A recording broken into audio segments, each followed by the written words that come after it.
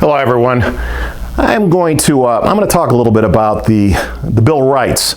Those are the 24 amendments to the United States Constitution. Everybody knows what the Second Amendment is, and that's sort of all that's ever spoke of. That and the First Amendment, but there's more to the First Amendment than just freedom of speech. It begins with the freedom of religion. The whole idea behind the amendments to the Constitution were that when we broke from England, we were really breaking from the Church of England. And the colonists wanted to start a new place where they would not be told how to worship, who they worshiped, and they weren't under the rule of the church. So freedom of religion, no matter what religion that is. The second part of that is freedom of speech. And it's not totally where you can say anything you want. It can't be defamatory in nature because you can be sued, and you can't incite a riot or walk into a theater and yell fire. I mean, there's some limitations.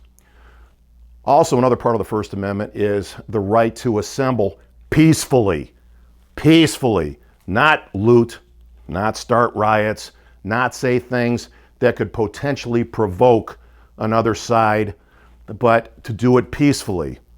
And, you know, it's always been said that sugar tends to attract more flies, but the First Amendment protects you in whatever you're protesting or you're speaking of in a peaceful manner. Again, that's not inciting any kind of a riot or advocating the looting of a building or anything else.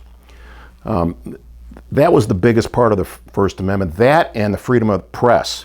And I know a lot of people do believe that the press has gotten a little bit out of hand, but this isn't anything new. Anyone that's ever studied journalism could go back to the 20s and the 30s when the godfather or grandfather of yellow journalism, William Randolph Hearst, who owned, at the time, the San Francisco Chronicle, would have big, huge headlines that would sell newspapers. And they were sort of horrific headlines, doomsday headlines, things that would sell newspapers on the corner with some kid hawking the papers for a quarter or a dime or whatever they cost back then.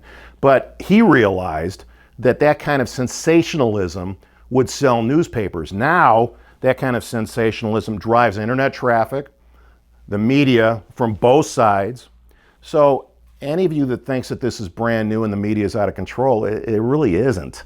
It's been around for a long time, probably 100 years. So this is basic civics. And I'm going to be talking about the Second Amendment the next time I speak and go through all 24 amendments. So it'll refresh your memory as to that there's more to the Constitution than just the Second Amendment and the right to bear arms. Thank you. This posted video is in no way specific legal advice on any subject. It is intended to provide general information for the public. If you need specific legal advice, call Chuck at 480-545-0700.